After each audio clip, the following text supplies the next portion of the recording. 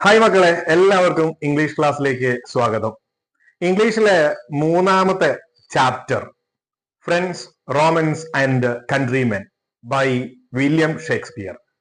William ഷേക്സ്പിയറിന്റെ Julius Caesar എന്ന് പറയുന്ന ഡ്രാമയിൽ നിന്ന് എടുത്ത മാർക്ക് ആന്റണിയുടെ ഒരു സ്പീച്ചാണ് നമുക്ക് പഠിക്കാനുള്ളത്. ഈ പാഠഭാഗം പഠിക്കുന്നതിന് മുമ്പ് നമുക്കിതിന്റെ പശ്ചാത്തലം ഒന്ന് നോക്കാം. കാരണം ഇതിന്റെ ബാക്ക്ഗ്രൗണ്ട് അറിഞ്ഞാല് നമുക്ക് ഈ പാഠഭാഗത്തിൽ എന്താണ് പറയുന്നതെന്ന് മനസ്സിലാക്കാൻ പറ്റുള്ളൂ.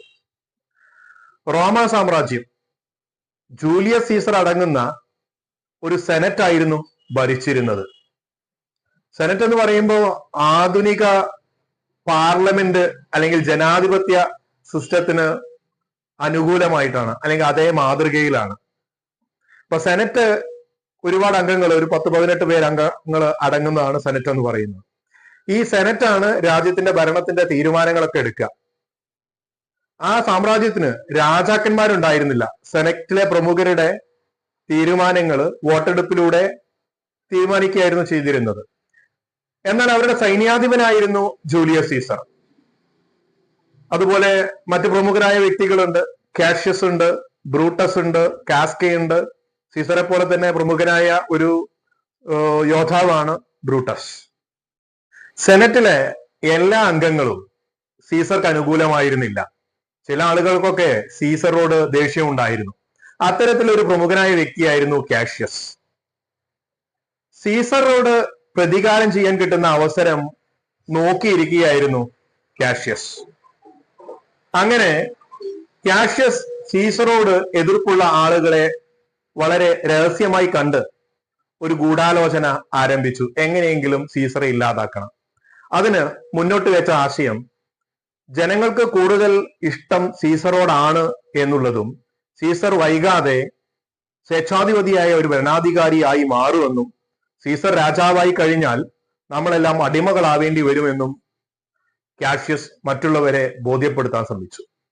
സീസറുടെ ഏറ്റവും പ്രിയപ്പെട്ട 2 കൂട്ടുകാരുണ്ടായിരുന്നു, ബ്രൂട്ടസും മാർക്ക് ആന്റണിയും. ബ്രൂട്ടസിനെ കാഷ്യസ് തന്റെ സ്വന്തം വരുതിയിൽ വരുത്തി. അങ്ങനെ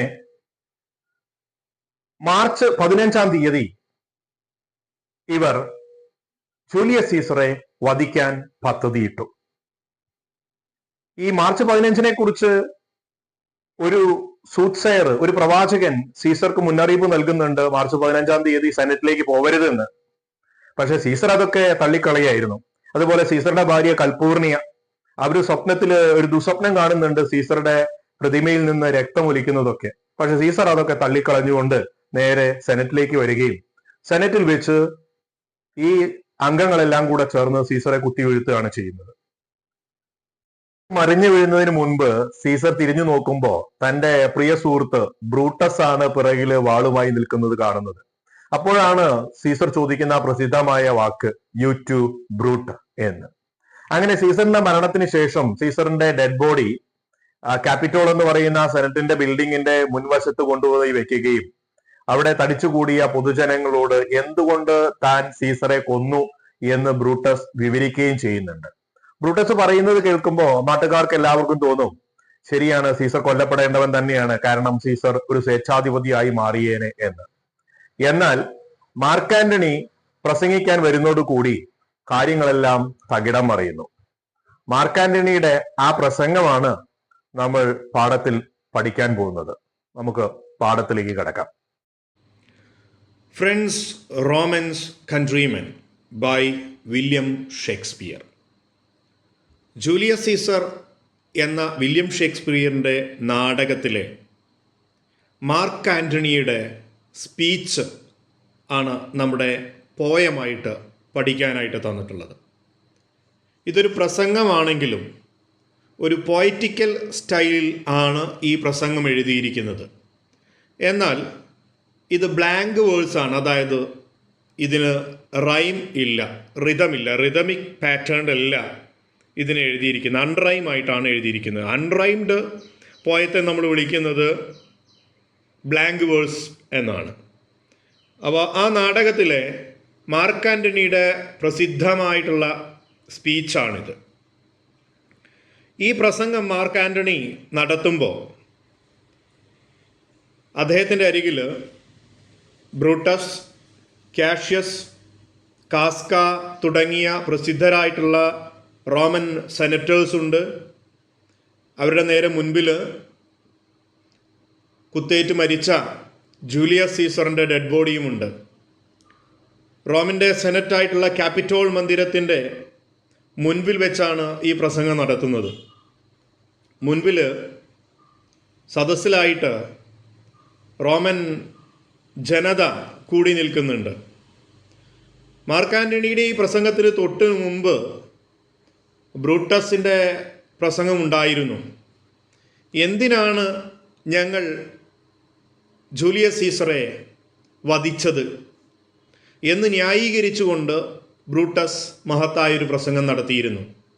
ജൂലിയസ് സീസർ ഒരു അത്യാഗ്രഹിയാവുകയും സ്വേച്ഛാധിപതിയായ ഭരണാധികാരിയായി മാറുകയും ചെയ്താൽ രാജ്യത്തെ ജനങ്ങൾ എത്രത്തോളം കഷ്ടപ്പാട് അനുഭവിക്കേണ്ടി വരും എന്ന് ജനങ്ങളെ ബോധ്യപ്പെടുത്തുകയും അദ്ദേഹത്തിൻ്റെ സ്വേച്ഛാധിപത്യമായ ഭരണം മുളയിലെ നുള്ളാൻ വേണ്ടിയാണ് അദ്ദേഹത്തെ വധിച്ചതെന്ന് ന്യായീകരിക്കുകയൊക്കെ ചെയ്യുന്ന ഒരു പ്രസംഗമായിരുന്നു ബ്രൂട്ടസ് നടത്തിയത്. ഞങ്ങൾ ചെയ്തത് വളരെ നല്ല ഒരു ഭാവിക്ക് വേണ്ടി, രാഷ്ട്രത്തിൻ്റെ ഒരു ഭാവിക്ക് വേണ്ടിയുള്ളൊരു പ്രവർത്തനമാണ് എന്ന് ബ്രൂട്ടസ് ജനങ്ങളെ തൻ്റെ പ്രസംഗത്തിലൂടെ കൺവിൻസ് ചെയ്തിരുന്നു, ബോധ്യപ്പെടുത്തിയിരുന്നു. ഇവിടെ ജൂലിയസ് സീസറിൻ്റെ ആത്മസുഹൃത്തായിട്ടുള്ള ആൻ്റണി അദ്ദേഹത്തിൻ്റെ മരണത്തോടനുബന്ധിച്ച് നടത്തുന്ന ഒരു വിലാപ പ്രസംഗമാണ്. ഈ ഒരു പ്രസംഗം നടത്താൻ ബ്രൂട്ടസും അനുയായികളും ആൻ്റണിയെ അനുവദിക്കുകയാണ്. എന്തെന്നാൽ തങ്ങൾ പറയുന്നതിനെ അനുകൂലിച്ച് തന്നെയായിരിക്കും ആൻ്റണി സംസാരിക്കുക. ബ്രൂട്ടസും കൂട്ടരും ആൻ്റണിയെ പ്രസംഗിക്കാൻ അനുവദിക്കുന്നത്. എന്നാൽ ആൻ്റണി പ്രസംഗിച്ച് തുടങ്ങിയപ്പോഴാണ് ഇത് കൈവിട്ടു പോവുകയാണ് എന്ന് മനസ്സിലാക്കി തുടങ്ങിയത്. നമുക്ക് ആൻ്റണിയുടെ ആ പ്രസംഗം എന്താണ് എന്ന് നോക്കാം. Friends, Romans, countrymen, lend me your ears. സുഹൃത്തുക്കളെ, റോമക്കാരെ, ലെൻഡ് മീ യുവർ ഇയേഴ്സ് എന്ന ഒരു ഔപചാരികമായിട്ടുള്ള ഒരു വാക്യമാണ്. ലെൻഡ് മീ യുവർ ഇയേഴ്സ് എന്ന് പറഞ്ഞാൽ എന്താ? നിങ്ങൾ എൻ്റെ വാക്കുകൾ കേൾക്കൂ, ഞാൻ പറയുന്നത് ശ്രദ്ധിക്കൂ എന്ന് പറയുന്നത്, നിങ്ങളുടെ ചെവികൾ എനിക്ക് നൽകൂ എന്ന് പറയുന്നത് എൻ്റെ വാക്കുകൾ ശ്രദ്ധാപൂർവം കേട്ടാലും സുഹൃത്തുക്കളെ. I come to bury Caesar not to praise him. പറഞ്ഞു തുടങ്ങുന്നത് ഇങ്ങനെയാണ്, I come to bury Caesar. Bury എന്ന് പറഞ്ഞാൽ എന്താ? അടക്കം ചെയ്യുക എന്നാണ്. ഞാൻ സീസറിൻ്റെ ശവശരീരം അടക്കം ചെയ്യാൻ വന്നതാണ്. നോട്ട് ടു പ്രൈസ് ഹിം, ഞാൻ അദ്ദേഹത്തെ പ്രൈസ് ചെയ്യാൻ, പുകഴ്ത്താൻ വന്നതല്ല. The evil that men do lives after them. The good is often interred with their bonds. എന്നിട്ട് അടുത്ത് വരുന്ന നല്ലൊരു കോട്ടിങ്സാണ് പറയുന്നത്. The evil that men do lives after them എന്നാണ്. The evil that men do. മനുഷ്യൻ ജീവിച്ചിരിക്കുമ്പോൾ ചെയ്തിരിക്കുന്ന തിന്മകളുണ്ടല്ലോ, it lives after them. അത് അവൻ്റെ മരണശേഷവും നിലനിൽക്കപ്പെടും. മനുഷ്യൻ ചെയ്തിരിക്കുന്ന തിന്മകൾ അവൻ്റെ മരണശേഷവും നിലനിൽക്കപ്പെടും, ആളുകൾ ഓർക്കപ്പെടും. The good is often interred with their bones. എന്നാൽ മനുഷ്യൻ ജീവിച്ചിരിക്കുമ്പോൾ ചെയ്തിരിക്കുന്ന ഗുഡ്, നന്മകളുണ്ടല്ലോ, ആ നന്മകൾ എന്ത് ചെയ്യപ്പെടും? ഇൻറ്റേർഡ്. എന്താ ഇൻറ്റേർഡ് എന്ന് പറഞ്ഞാൽ? Place in A grave on the tomb എന്ന് പറഞ്ഞാൽ എന്താ? പ്ലേസ് ഇൻ എ ഗ്രേവ് എന്ന് പറഞ്ഞാൽ ശവക്കല്ലറയോട് കൂടെ വെക്കുക, ശവശരീരത്തോടു കൂടി വെക്കുക എന്നാണ്. അപ്പോൾ എങ്ങനെ വെക്കപ്പെടുമെന്നാണ്? മനുഷ്യൻ ചെയ്തിരിക്കുന്ന നന്മകൾ അവൻ്റെ അസ്ഥികളോടെ അവൻ്റെ കല്ലറയിൽ കുഴിച്ചു മൂടപ്പെടും എന്നാ പറയുന്നത്. അപ്പോൾ ആ കോട്ടിങ്സ് എന്താ പറയുന്നത്? മനുഷ്യൻ ജീവിച്ചിരിക്കുമ്പോൾ ചെയ്തിരിക്കുന്ന തിന്മകൾ അവൻ്റെ മരണശേഷവും നിലനിൽക്കപ്പെടും. എന്നാൽ മനുഷ്യൻ ജീവിച്ചിരിക്കുമ്പോൾ ചെയ്തിരിക്കുന്ന നന്മകൾ അവൻ്റെ ശരീരത്തോടു കൂടി കുഴിച്ചു മൂടപ്പെടും. മരണശേഷം അവൻ ചെയ്ത നന്മകളൊക്കെ മനുഷ്യർ മറന്നു പോകും, മറ്റുള്ളവർ മറന്നു പോകും എന്ന്. ഇതൊരു വാണിംഗ് എന്ന നിലയിലാണ് ഇവിടെ പറഞ്ഞു തുടങ്ങുന്നത്. സീസർ ജീവിച്ചിരിക്കുമ്പോൾ ചെയ്യുന്ന നന്മകൾ നിങ്ങൾ അദ്ദേഹത്തിൻ്റെ മരണശേഷം മറക്കുകയാണ് എന്നാണ്. So let it be with Caesar. അപ്പോൾ അപ്രകാരം തന്നെയാണ് സീസറിൻ്റെയും അവസ്ഥ. The noble Brutus hath told you Caesar was ambitious. The noble Brutus, നല്ലവനായ ബ്രൂട്ടസ്, നോബിൾ അല്ലേ, മഹാനായ നല്ലവനായ വെർച്വസ് ആയ Brutus. Hath told you. Hath എന്ന് പറഞ്ഞാൽ ഒരു ആർക്കൈക്ക് വേർഡാണ്, ഒരു ഓൾഡ് ഇംഗ്ലീഷ് വേർഡാണ്. ഹാത്തിൻ്റെ അർത്ഥം ഹാവ് എന്നോ ഹാസ് എന്നോ ആണ്. ഇവിടെ നോബിൾ ബ്രൂട്ടസ്, ബ്രൂട്ടസ് സിംഗുലർ ആവുമ്പോൾ അവിടെ ഹാസ് എന്നാണ് മീനിങ്. അപ്പോൾ the noble Brutus has told you, നല്ലവനായ ബ്രൂട്ടസ് നിങ്ങളോട് പറഞ്ഞല്ലോ, സീസർ വാസ് അംബീഷ്യസ്, സീസർ അത്യാഗ്രഹിയായിരുന്നു എന്ന്. അല്ലേ, ബ്രൂട്ടസിൻ്റെ പ്രസംഗം കഴിഞ്ഞിട്ടാണല്ലോ നമ്മൾ മാർക്ക് ആൻ്റണി പ്രസംഗിച്ചു തുടങ്ങുന്നത്. ബ്രൂട്ടസ് എന്താ പറഞ്ഞത്? സീസർ അത്യാഗ്രഹിയാണെന്ന് പറഞ്ഞല്ലോ, നിങ്ങൾ കേട്ടല്ലോ. അതും ആര്? നല്ലവനായ ബ്രൂട്ടസ്. ഈ നല്ലവനായ ബ്രൂട്ടസ് എന്ന് പറയുന്നത് ശരിക്കും അതേ അർത്ഥത്തിലല്ല, ഐറോണിക്കലിയാണ് പറയുന്നത് കേട്ടോ, വൈരുദ്ധ്യാത്മകമായിട്ടാണ് പറയുന്നത്. ദ നോബിൾ ബ്രൂട്ടസ് എന്ന് പറയുന്നത് മറ്റൊരർത്ഥത്തിലാണ്. എന്താ? നല്ലവനല്ലാത്ത ബ്രൂട്ടസ്. എന്നാൽ കുറച്ച് കഴിഞ്ഞാൽ നമുക്ക് മനസ്സിലാവും എന്താണെന്ന്. അപ്പോൾ ആദ്യം ഇങ്ങനെ കേൾക്കുമ്പോൾ നല്ലവനാണെന്ന് തോന്നും, കുറച്ച് കഴിയുമ്പോൾ മനസ്സിലാവും ഇയാൾ ഇതാക്കി പറയല്ലേ എന്നുള്ളത്. If it were so it was a grievous fault. If it were so, അത് അപ്രകാരമായിരുന്നെങ്കിൽ, സീസർ ഒരു അംബീഷ്യസ് ആയിരുന്നെങ്കിൽ, it was a grievous fault. അതെന്താണ്? ഒരു ഗ്രേവ് ഫോൾട്ടാണ്, ഒരു ഗ്രീവിയസ് ഫോൾട്ടാണ് എന്ന് പറഞ്ഞാൽ അതൊരു ഗുരുതരമായ തെറ്റ് തന്നെയാണ്. അദ്ദേഹം അത്യാഗ്രഹിയാണെങ്കിൽ ഗുരുതരമായ തെറ്റ് തന്നെയാണ്. And a grievous hath Caesar answered it to it. എന്നാൽ grievously has Caesar answered it. എന്നാൽ അത്തരം ആരോപണങ്ങൾക്ക് സീസർ മറുപടി പറഞ്ഞിട്ടുമുണ്ട്, താൻ അത്യാഗ്രഹിയാണോ എന്നുള്ളതിന്. Here under leave of Brutus and the rest, for Brutus is a honourable men. Here ഇവിടെ ദ ബ്രൂട്ടസ് അല്ലേ, ബ്രൂട്ടസ് ഉണ്ട്, ആൻഡ് ദ റെസ്റ്റ് മറ്റുള്ള സെനറ്റിലെ അംഗങ്ങളുണ്ട്. For Brutus is honourable man, നമുക്കറിയാം ബ്രൂട്ടസ് വളരെ നല്ലവനായ മനുഷ്യനാണ്. For Brutus is an honourable മാൻ അല്ലേ, ബ്രൂട്ടസ് വളരെ നല്ലവനാണ്. So are they all honourable men. അതുകൊണ്ട് തന്നെ സെനറ്റിലെ എല്ലാവരും, ഇതാ ഇവിടെ നിൽക്കുന്ന എല്ലാ സെനറ്റേഴ്സും നല്ലവനാണ് കേട്ടോ. Come I speak to Caesar funeral. അതുകൊണ്ടാണല്ലോ അവർ എന്നെ ഫ്യൂണറലിന് പ്രസംഗിക്കാൻ അനുവദിച്ചത്. സീസറിൻ്റെ ശവസംസ്കാര ചടങ്ങിൽ ഞാൻ പ്രസംഗിക്കാൻ വന്നതും അതുകൊണ്ടാണ്, അവരനുവദിച്ചിട്ടാണ്. അവരൊക്കെ നല്ലവരാണ് കേട്ടോ. My friend faithful and just to me. He was my friend. Caesar എൻ്റെ ആത്മസുഹൃത്താണ്. ഫെയ്ത്ത്ഫുൾ, വിശ്വസ്തനാണ്. ജസ്റ്റ് ടു മീ, നീതിമാനാണ്. But Brutus says he was ambitious. എന്നാൽ ബ്രൂട്ടസ് പറയുന്നു സീസർ അത്യാഗ്രഹിയായിരുന്നു എന്ന്. And Brutus is an honourable man. പക്ഷേ ബ്രൂട്ടസ് നല്ലവനാണ് കേട്ടോ. എന്താണ് ബ്രൂട്ടസ് ആദ്യം പറഞ്ഞ എന്താ? സീസർ എൻ്റെ സുഹൃത്താണ്, എൻ്റെ വിശ്വസ്തനാണ്, അദ്ദേഹം നീതിമാനായിരുന്നു. എന്നാൽ ബ്രൂട്ടസ് പറയാണ് അയാള് സീസർ അത്യാഗ്രഹിയാണ്. ഓ അല്ല, നമ്മുടെ ബ്രൂട്ടസ് സത്യസന്ധനാണ് കേട്ടോ, നല്ലവനാണ്. He hath brought many captive home to Rome, whose ransom did the general coffers fill. നമ്മുടെ Caesar brought many captive home to Rome. പല രാജ്യങ്ങളും ആക്രമിച്ച് കീഴടക്കി അവിടെ നിന്ന് പല ആളുകളെയും പല നാട്ടുകാരെയും ക്യാപ്റ്റീവ് തടവിലാക്കി അദ്ദേഹം കൊണ്ടുവന്നിരുന്നു. ഹു ഹാസ് റാൻസം, അവരെ വിട്ടുകിട്ടുന്നതിന് വേണ്ടി റാൻസം എന്ന് പറഞ്ഞാൽ മോചനദ്രവ്യം എന്നാണ്. മോചനദ്രവ്യം, a sum of money demand for release of a captive എന്ന ransom. A sum of money demand for the release for captive. തടവിലാക്കപ്പെട്ടവരെ മോചിപ്പിക്കുന്നതിന് നൽകുന്ന പണമാണ് റാൻസം എന്ന് പറയുന്നത്. അപ്പോൾ മറ്റു രാജ്യങ്ങളെ കീഴടക്കിയിട്ട് അവിടുത്തെ പടയാളികളെ രാജാക്കന്മാരെയൊക്കെ പിടിച്ചു വയ്ക്കുമ്പോൾ അവർ റാൻസം തരും, മോചനദ്രവ്യം നൽകും. ആ പണം എന്ത് ചെയ്യും? ജനറൽ കഫേഴ്സ് ഫിൽ എന്ന. അപ്പോൾ അത് കഫേഴ്സ് എന്ന് പറഞ്ഞാൽ എന്താണ്? ഖജനാവാണ്. ഇവിടെ സ്ട്രോങ് ബോക്സ് എന്ന് പറയുന്നത് ഖജനാവ്, ട്രഷറി. രാജ്യത്തിൻ്റെ ഖജനാവ് അപ്രകാരം അദ്ദേഹം നിറച്ചിരുന്നു. രാജ്യത്തിന് വരുമാനം ഉണ്ടാക്കി നൽകിയിരുന്നു, രാജ്യത്തിന് പണം കിട്ടിയിരുന്നു. സീസർ റോമിനെ ആക്രമിക്കുന്നവരേക്ക് സീസർ ആക്രമിച്ചിരുന്നു. മറ്റു രാജ്യങ്ങളും സീസർ ആക്രമിച്ച് കീഴടക്കിയിട്ട് ആളുകളെ പിടിച്ചു വെച്ചിട്ട് രാജ്യത്തിന് പണമുണ്ടാക്കി നൽകിയിരുന്നു. Did the Caesar seem ambitious?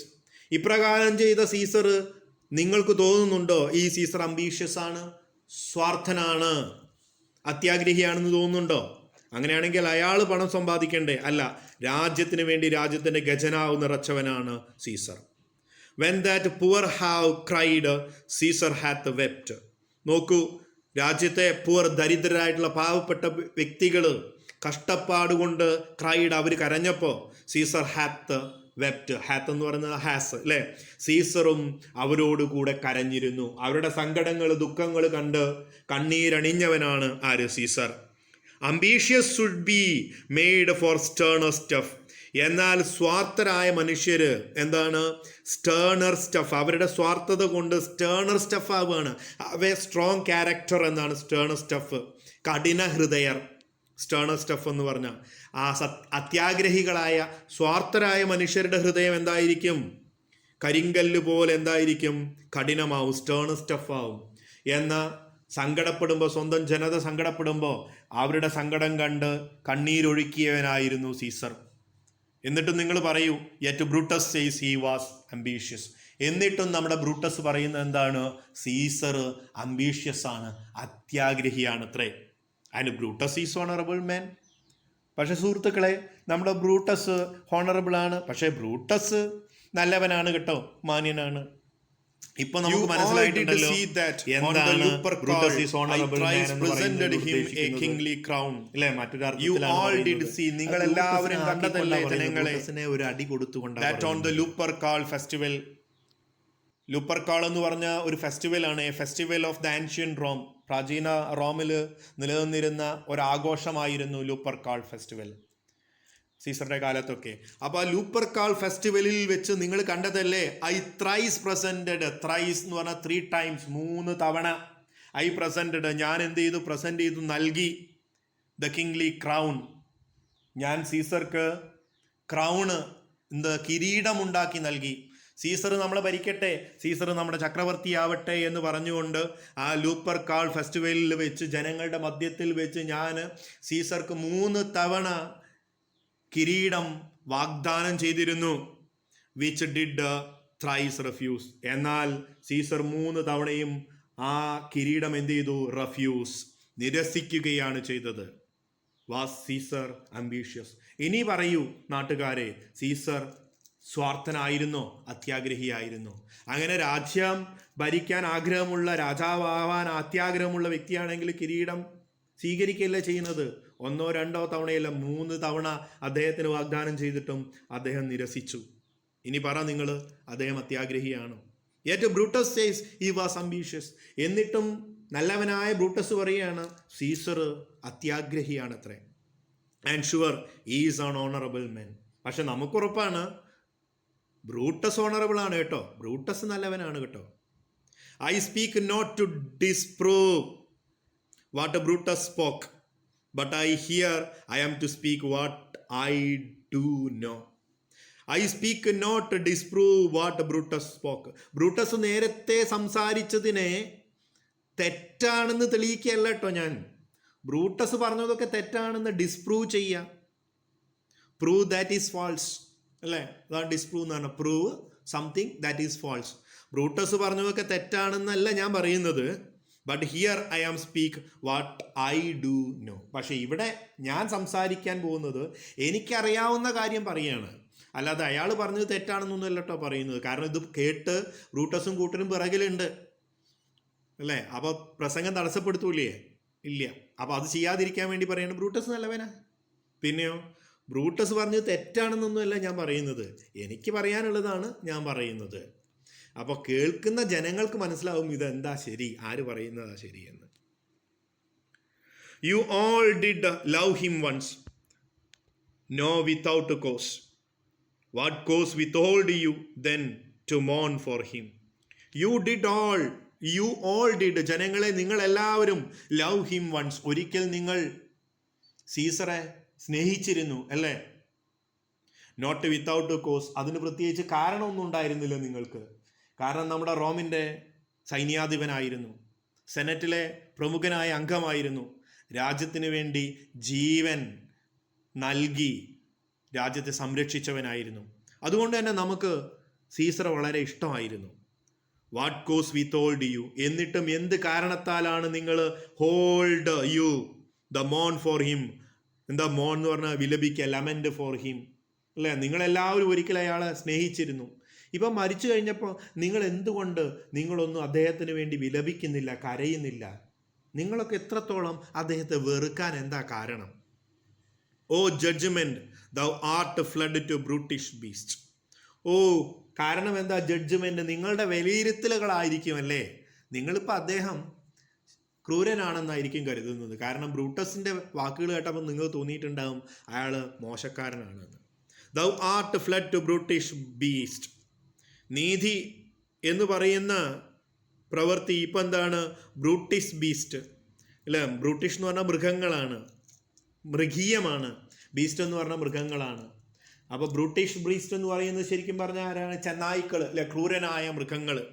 അപ്പോൾ നിങ്ങളുടെ പ്രവൃത്തികൾ ഇപ്പോൾ എന്താണ്? രക്തക്കൊതിയന്മാരായ ചെന്നായ്ക്കൾക്ക് തുല്യമായി മാറിയിരിക്കുന്നു നിങ്ങളുടെ വിലയിരുത്തലുകളല്ലേ. Men have lost their reason. മനുഷ്യർക്ക് അവരുടെ റീസൺ എന്ന് പറഞ്ഞാൽ യുക്തി, ചിന്താശേഷി നഷ്ടപ്പെട്ടിരിക്കുന്നു അല്ലേ. നിങ്ങൾക്ക് ശരിയും തെറ്റും ഏതെന്ന് തിരിച്ചറിയാനുള്ള കഴിവ് നഷ്ടപ്പെട്ട മനുഷ്യരെ, നിങ്ങളൊക്കെ രക്തക്കൊതിയന്മാരായ ചെന്നായ്ക്കൾക്ക് തുല്യമായി മാറിയോ? Bear with me, my heart is with the coffin there with Caesar and I must post till it come back to me. പക്ഷേ ഞാനിപ്പോഴും യുക്തിയുള്ളവനാണ്, ചിന്തിക്കാൻ കഴിവുള്ളവൻ തന്നെയാണ്. എൻ്റെ ഹൃദയവും എൻ്റെ മനസ്സിപ്പോഴും ഇതാ ഈ കഫിൻ എന്ന് പറഞ്ഞാൽ എന്താ? ശവക്കല്ലറ അല്ലേ, അല്ലെങ്കിൽ ശവപ്പെട്ടി. ഇവിടെ ശവപ്പെട്ടിയാണ് കഫിൻ. ശവപ്പെട്ടിയിൽ മൃതശരീരമായി കിടക്കുന്ന എൻ്റെ ആത്മസുഹൃത്തായിട്ടുള്ള സീസറിൻ്റെ കൂടെയാണ് എൻ്റെ മനസ്സിപ്പോഴും. I must post till it come back to me. സുഹൃത്തുക്കളെ, ഒരു നിമിഷം ഞാൻ എൻ്റെ വാക്കുകൾ നിർത്തട്ടെ. ആ ശവശരീരത്തിൻ്റെ കൂടെ കിടക്കുന്ന എൻ്റെ മനസ്സ് ഒന്ന് എനിക്ക് തിരികെ കിട്ടിക്കോട്ടെ. ദുഃഖിതനായ ഞാൻ അദ്ദേഹത്തിൻ്റെ കൂടെ മൃതശരീരം പോലെ മരവിച്ച് കിടക്കുകയാണ് എൻ്റെ മനസ്സിപ്പോൾ. ഞാനൊന്ന് വാക്കുകൾ നിർത്തി വീണ്ടും പുനരാരംഭിക്കട്ടെ. ആന്റണിയുടെ ഈ വാക്കുകൾ കേൾക്കുമ്പോൾ നേരത്തെ ബ്രൂട്ടസ് പറഞ്ഞിരുന്ന കാര്യങ്ങൾ തെറ്റാണെന്ന് ജനങ്ങൾക്ക് ബോധ്യപ്പെടുകയാണ്. ബ്രൂട്ടസ് എന്തുകൊണ്ട് സീസറെ കൊന്നു ഞങ്ങൾ എന്ന് ന്യായീകരിച്ചുകൊണ്ട് വലിയ പ്രസംഗം നടത്തിയിരുന്നു. സീസർ സ്വേച്ഛാധിപതിയാവും, സ്വാർത്ഥനാവും, കിരീടമോഹിയാണ്, ജനങ്ങൾക്ക് അടിമ ജീവിതം നയിക്കേണ്ടി വരും, കഷ്ടപ്പെടേണ്ടി വരും എന്നൊക്കെ പറഞ്ഞിട്ടാണ് ബ്രൂട്ടസ് നടത്തിയ പ്രസംഗം. എന്നാൽ ഇപ്പോൾ ആന്റണി നടത്തിയ പ്രസംഗം കേൾക്കുമ്പോൾ ജനങ്ങൾക്ക് മനസ്സിലാവുകയാണ് ബ്രൂട്ടസും കാഷ്യസും കാസ്കയും ഒക്കെ അടങ്ങുന്ന ടീം ഒരു ഗൂഢാലോചന നടത്തി സീസറെ കൊന്നത് വലിയ തെറ്റായിപ്പോയി എന്ന്. അവർ തെറ്റുകാരാണെന്ന് ജനങ്ങളെ ബോധ്യപ്പെടുത്തുകയാണ് ആന്റണി തൻ്റെ വളരെ കൗശലത്തോടുകൂടിയ ഈ പ്രസംഗത്തിലൂടെ. കണ്ണിങ് ആയിട്ടുള്ള സ്പീച്ചാണ്.